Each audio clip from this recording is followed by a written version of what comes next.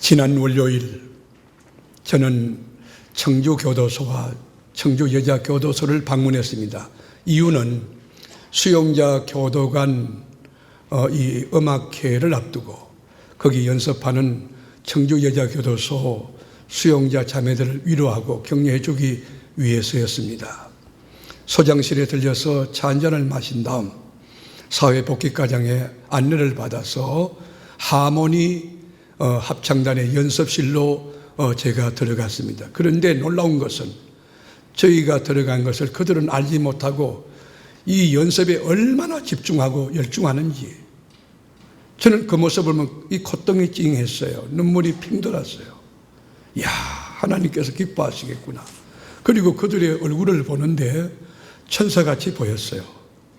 저희가 도착한 것을 알자 그들이 환하게 맞이하고 박수를 쳐줬어요. 얼마나 연습을 많이 했는지 악보, 가사로부터 자유하고 지휘하시는 분에게 집중하는데 이야, 여러분 성악가 조수무 씨보다 저는 더 감동이 됐어요. 너무 은혜가. 그런데 그 중에 외국인이 제 눈에 들어왔어요. 제가 여쭤봤습니다. 어느 나라에서 오셨습니까? 그러니까 러시아에서 왔다고 말씀하셨습니다. 저는 확신합니다. 이번 수용자 교도관 음악회는 영적으로 대박입니다. 수용자 교도관 음악회 감동의 물결이 넘칠 겁니다. 여러분 가족들에게 줄 수 있는 최고 베스트 오브 베스트의 선물이 될 수 있을 겁니다. 제가 돌아오면서 모 방송국을 들렸습니다. 방송국의 담당 PD가 저에게 질문했어요. 목사님, 어떻게 수용자 교도관 음악회라고는 아주 특별한 프로그램을 기획하셨습니까? 놀라웠습니다. 기대가 됩니다. 제가 답변했어요. 3가지 이유였다고 말씀했어요. 첫째로 이 급변하는 국제 정세 속에 대한민국이 참 암울해요. 방향 설정이 어려워요. 안정감이 없어요. 이런 국민들에게 위로하는 장을, 그리고 함께 희망의 노래를 부르고 싶은 의도가 있었어요. 두 번째는 고이든 가실이든 범법행위라고 교정시설에서 구금되어 이 형을 받고 있는 5만 3천여 수용자 이분들을 대표해서 비록 사회에 악을 끼쳤지만 여러분은 세상에 버려진 쓰레기가 아니고 예수 안에서 새로운 피조물이 되어 얼마든지 사회에 기여할 수 있는 존재 가치가 있는, 그리고 새 삶을 살 수 있는 귀한 분들입니다 하는 것을 5만 3천여 수용자를 대표해서 메시지를 주고 싶었어요. 그리고 마지막은 불우 수용자 자녀 돕기 위한 일인데요. 철이 없어 이 결혼할 때 결혼 라이선스, 결혼 자격증이 있어야 되는데 아버지 자격증, 엄마 자격증 없이 그냥 덜컥 결혼해가지고 애가 생겼어요.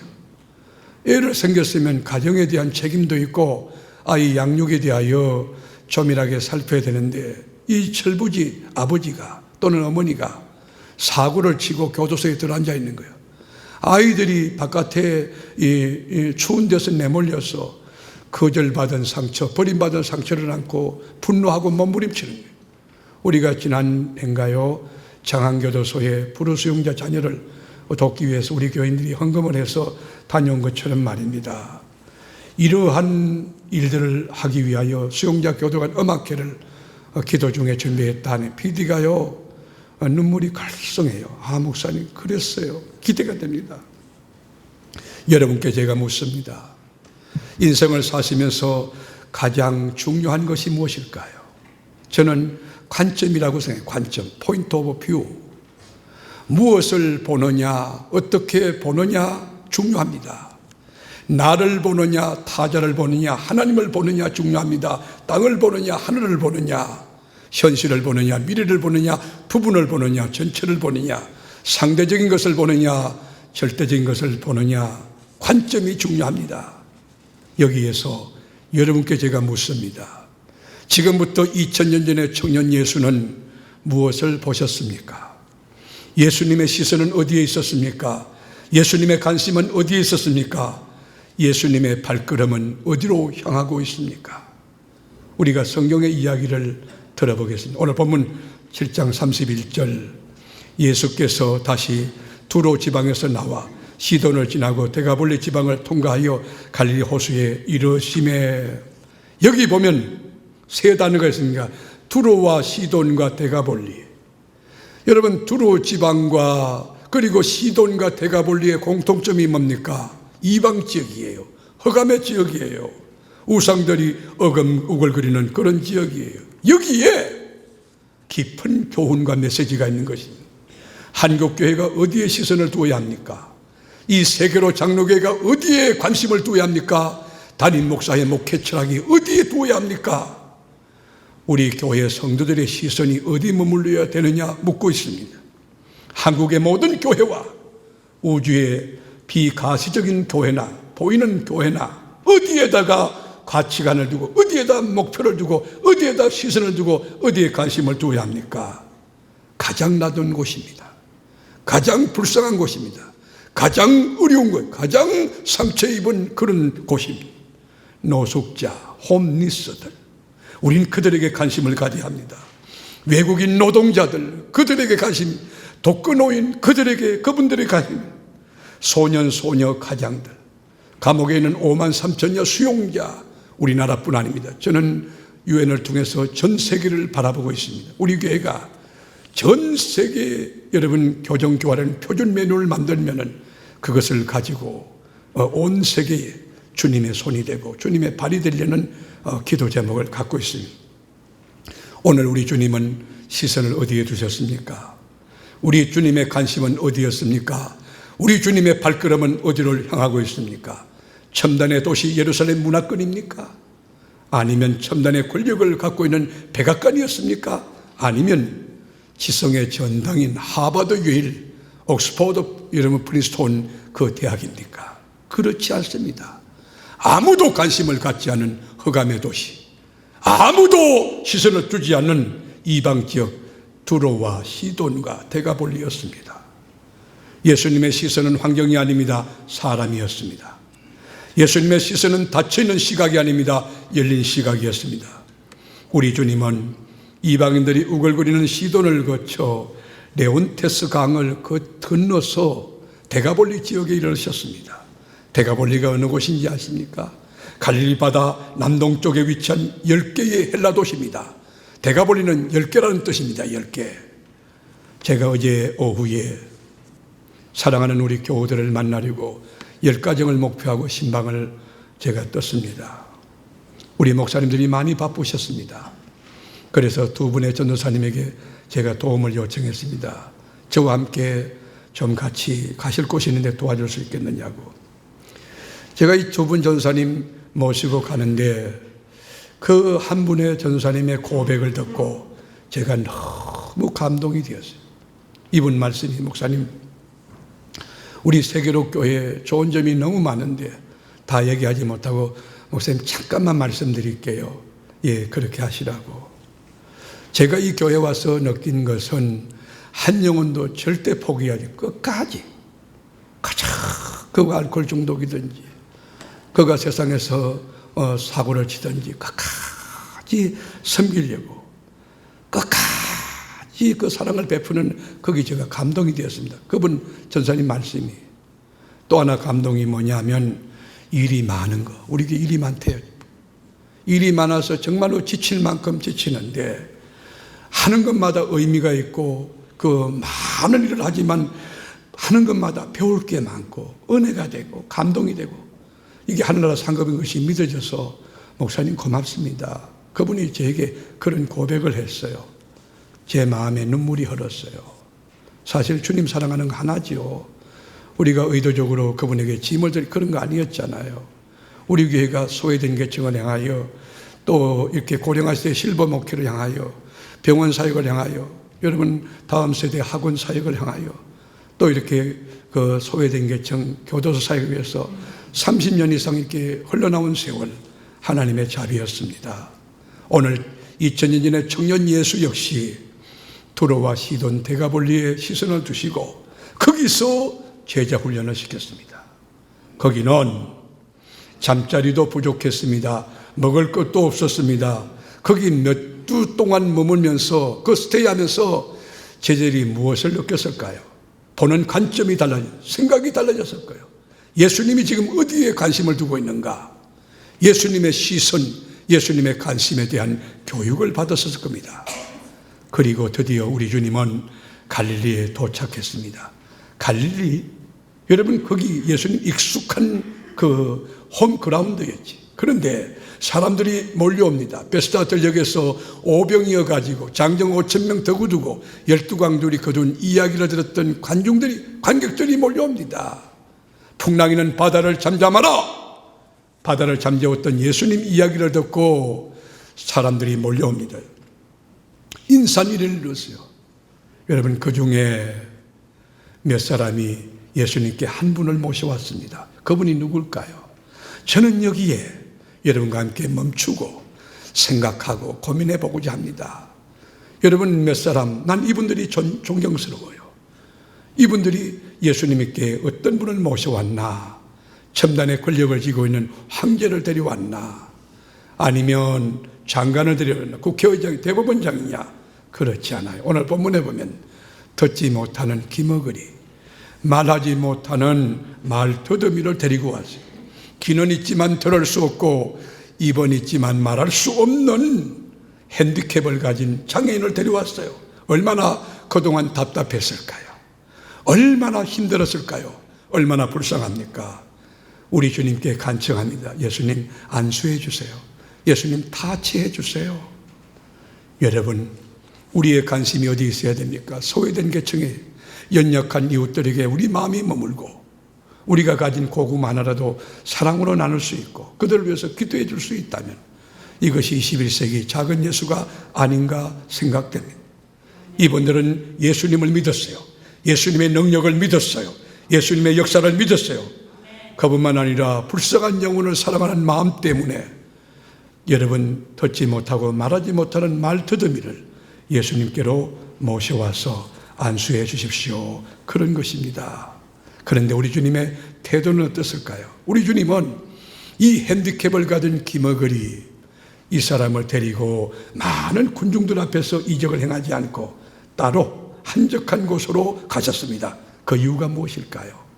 우리 주님은 1대1의 인격적인 교제를 원하셨던 것입니다.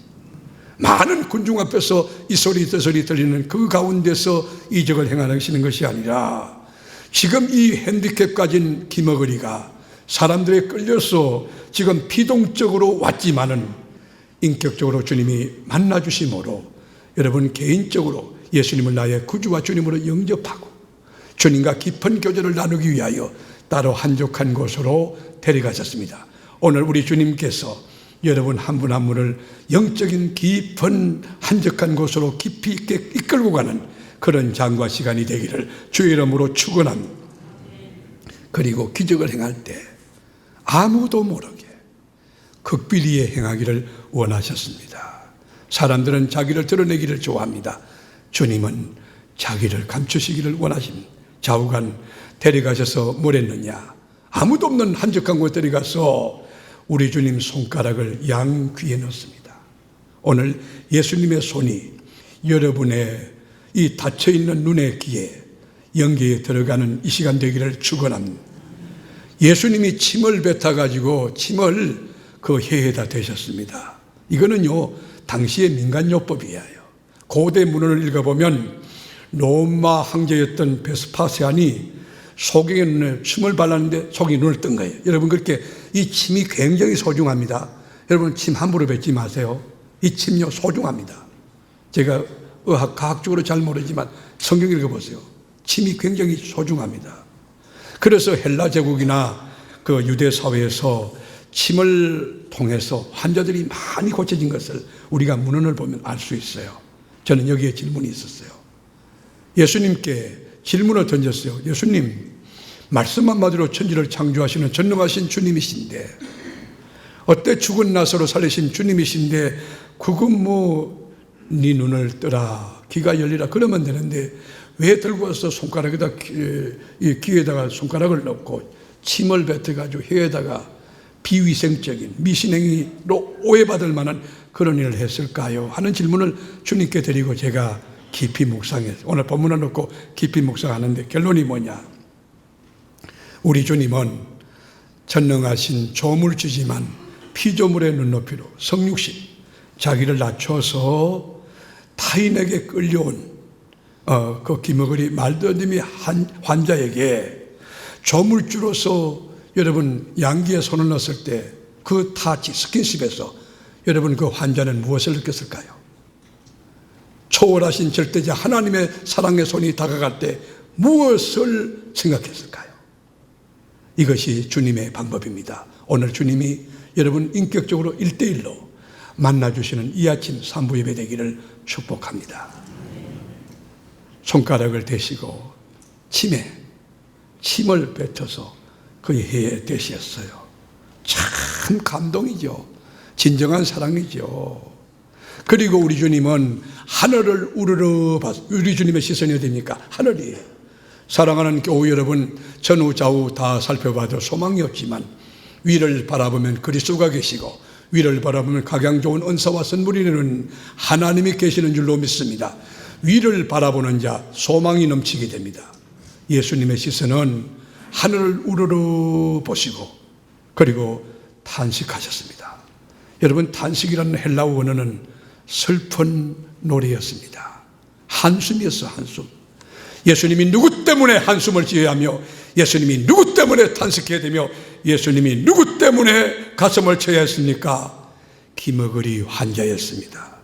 말더듬이 그 사람이 기머거리 때문에 하늘을 우러러 보았고 기머거리 때문에 탄식했던 우리 주님 외쳤습니다. 에바다입니다.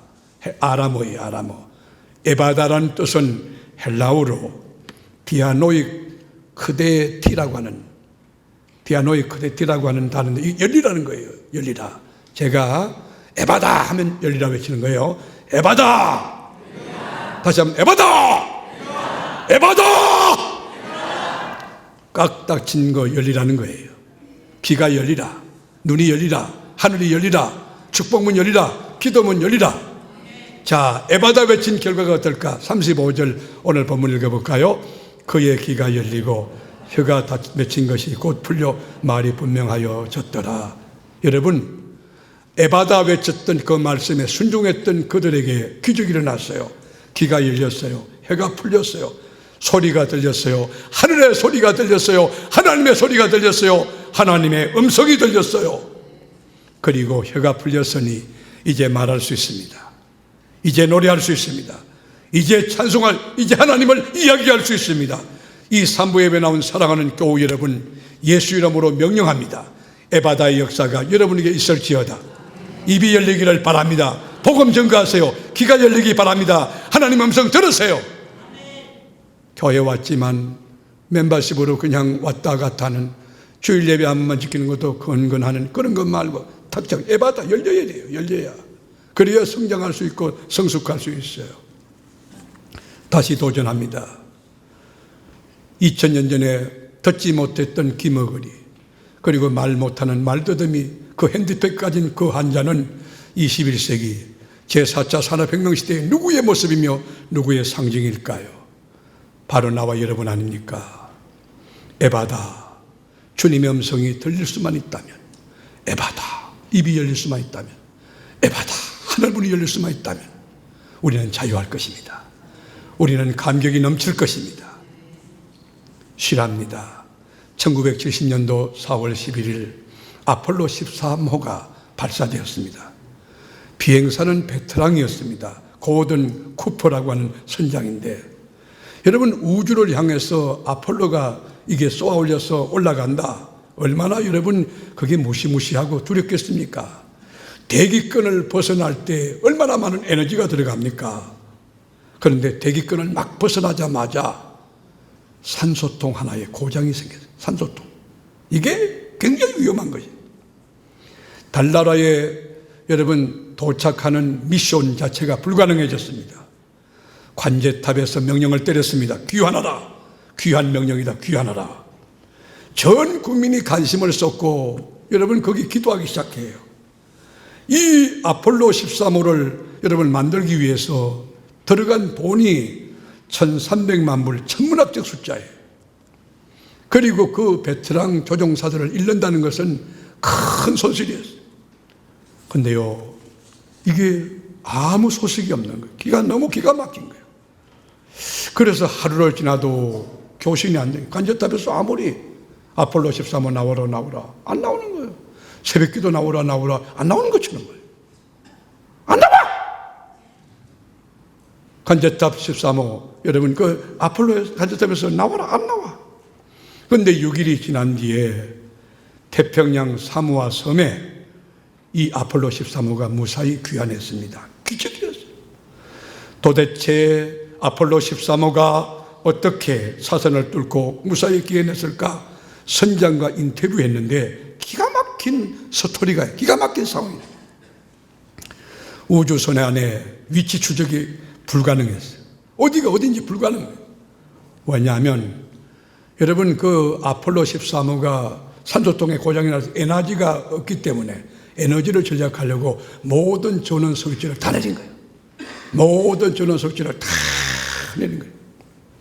그러니까 간접탑하고 교신이 안 되는 거지.